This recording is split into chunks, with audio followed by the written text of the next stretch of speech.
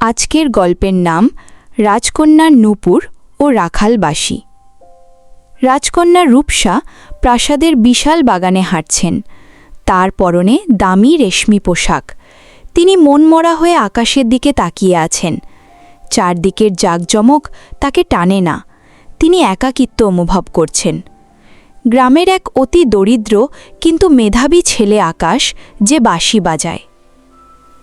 গ্রামের ছেলে আকাশ তার গরুগুলোকে নদীর পাড়ে ঘাস খাওয়াচ্ছে। সে একটি গাছের নিচে বসে পুরনো একটি বাঁশিতে সুর তুলেছে। সেই সুর খুব করুণ কিন্তু মায়াবী। বাতাসের সাথে সেই সুর প্রাসাদের দিকে ভেসে যাচ্ছে। রূপসা প্রাসাদের বারান্দায় বসে ওই দূর থেকে ভেসে আসা বাঁশির সুর শুনছেন। সুরটি তার মনে এক অদ্ভুত তোলপাড় সৃষ্টি করেছে। রূপসা সেই সুর শুনে মোহিত হয়ে যাচ্ছে। বাঁশির সুর যেন তাকে টানছে। রূপসা নিজেকে ধরে রাখতে না পেরে প্রহরীদের চোখ ফাঁকি দিয়ে প্রাসাদের পেছনের ছোট দরজা দিয়ে বের হওয়ার পরিকল্পনা করল। নদীর পাড়ে আকাশ যখন বাঁশি বাজাচ্ছিল, হঠাৎ দেখল এক অপূর্ব সুন্দরী মেয়ে তার সামনে দাঁড়িয়ে। আকাশ এমন সুন্দর মেয়ে আর কখনো দেখেনি। নির্বাক হয়ে তাকিয়ে আছে মেয়েটির দিকে। রূপসা তার পরিচয় লুকিয়ে সাধারণ মেয়ের মতো কথা বলতে লাগল। আকাশ ভয় পেলেও রূপসার হাসিতে সে মুগ্ধ হয়ে যায়। রূপসা বলল, তুমি কে? এত সুন্দর বাঁশি বাজানো কোথায় শিখলে তুমি? আকাশ বলল, আমি ছোট থেকেই বাঁশি বাজাই, কোথাও শিখিনি। রূপসা বলল, তুমি কি প্রতিদিন এখানে বাঁশি বাজাও? আকাশ বলল, হ্যাঁ, আমি এখানে প্রতিদিন বাঁশিতে সুর তুলি। এভাবেই কথা বলতে বলতে তারা পরিচিত হয়ে যায়। রূপসা এখনও তার আসল পরিচয় দেয় না। আকাশ এবং রূপসা প্রতিদিন একই সময়ে বনের ধারে দেখা করে। আকাশ তাকে গ্রামের গল্প শোনায় আর রূপসা তার বন্দি জীবনের কষ্টের কথা বলে। আকাশের গল্প শুনে রূপসা তার গ্রাম দেখতে চায়। রূপসার কষ্টের কথা শুনে আকাশের অনেক খারাপ লাগে। তারা দুজনে দুজনার সুখ দুঃখ ভাগ করে নেওয়া শুরু করল। তাদের মধ্যে এক গভীর বন্ধুত্বের আদান প্রদান ঘটে, যা একসময় প্রেমী রূপ নিতে শুরু করে। তাদের সময়গুলো স্বপ্নের মতো কাটছিল, কিন্তু একদিন সেই স্বপ্নের মধ্যে বাধা চলে আসলো। রাজা তার মেয়ের উপর নজর রাখছিল। রাজা লক্ষ্য করছেন রাজকন্যা ইদানিং খুব খুশি এবং প্রায়ই প্রাসাদের বাইরে যায়। রাজার সন্দেহ হয় রাজকন্যা কোনো ভুল কাজ করছে না তো। তাই একদিন রাজা তার বিশ্বস্ত উজিরকে আদেশ দেন রূপসার ওপর আরও ভালো করে নজর রাখতে। রাজকন্যা কোথায় যায়, কার কাছে যায়, কি করতে যায়, সব কিছু খোঁজ নিতে বললেন। আকাশ তার ভাঙা ঘরে বসে রূপসার জন্য একটি মাটির পুতুল বানাচ্ছে। সে জানে না সে কার প্রেমে পড়েছে, কিন্তু সে তার জীবনের সবটুকু সুখ রূপসাকে দিতে চায়। আকাশ যদি জানত রূপসা কে, তাহলে হয়তো আকাশের সাহস হতো না রূপসাকে ভালোবাসতে। একদিন রূপসা আকাশের সাথে দেখা করতে আসে। কথা প্রসঙ্গে রূপসা হঠাৎ স্বীকার করে সে এই রাজ্যের রাজকন্যা। এটা শুনে আকাশ যেন সত্যি আকাশ থেকে পড়ল।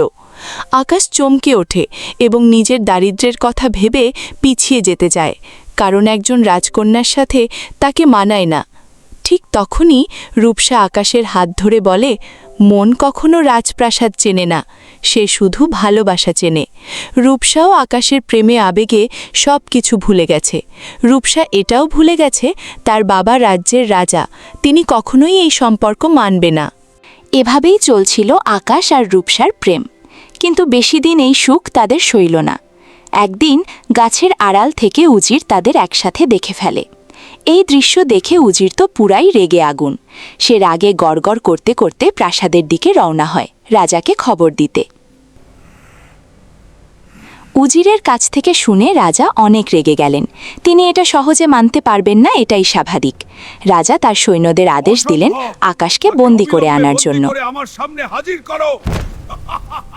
রাজার সৈন্যরা বনের ধার থেকে আকাশকে বন্দী করে নিয়ে আসে।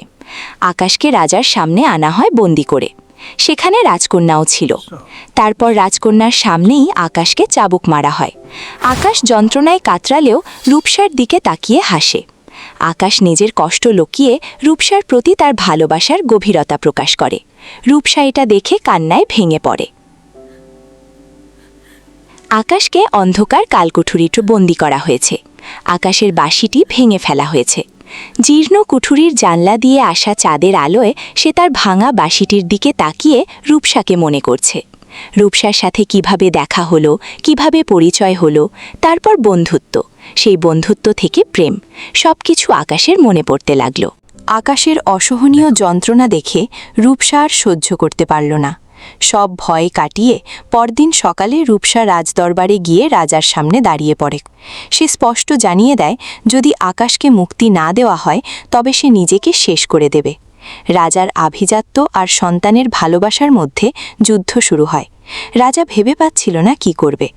একদিকে তার মেয়ে রাজ্যের রাজকন্যা, অন্যদিকে তার এতদিনের আভিজাত্য। কোনটিকে বেছে নিবে রাজা? এই অবস্থায় রাজা চালাকি করে এমন একটি কঠিন শর্ত দেন যা একরকম অসম্ভব। শর্তটি হল, আকাশকে তার ভাঙা বাঁশিতে এমন সুর তুলতে হবে যা শুনে পুরো রাজ্যের মানুষ কাঁদবে। যদি সে পারে তবেই সে মুক্তি পাবে। রাজার এই ষড়যন্ত্র আকাশকে ভীত করতে পারেনি। আকাশ সেই চ্যালেঞ্জ গ্রহণ করে। অবশেষে সন্ধ্যায় সেই সময় আসলো।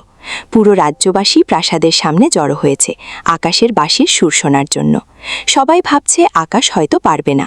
আকাশ তার ভাঙা বাঁশিতে ফু দেয়। সবাইকে অবাক করে দিয়ে আকাশের চোখের জল আর বুক ফাটা আর্তনাদ সুর হয়ে বেরিয়ে আসে। সেই সুরে অহংকারী রাজা থেকে শুরু করে সাধারণ প্রজা সবার চোখে জল চলে আসে। সবাই অবাক হয়ে সুর শুনছে। রাজা তার ভুল বুঝতে পারেন। তিনি আকাশকে মুক্তি দেন এবং তাদের বিয়েতে সম্মতি দেন। বিয়ের পর আকাশ রাজপ্রাসাদে থাকতে রাজি হয় না, কারণ আকাশ কখনোই রাজকন্যা ভেবে রূপসাকে ভালোবাসেনি। সে ভালোবেসেছে একটা সাধারণ মেয়েকে। রূপসা রাজকীয় পোশাক ছেড়ে সাধারণ সাজে আকাশের কুঁড়ে ঘরের দিকে রওনা হয়। সূর্যোদয়ের আলোয় তাদের এক নতুন জীবনের শুরু হয়। গল্পটি ভালো লাগলে আমাদের ভিডিওটিতে লাইক দিন, চ্যানেলটি সাবস্ক্রাইব করুন পরের ভিডিও নোটিফিকেশনের জন্য। ধন্যবাদ সকলকে।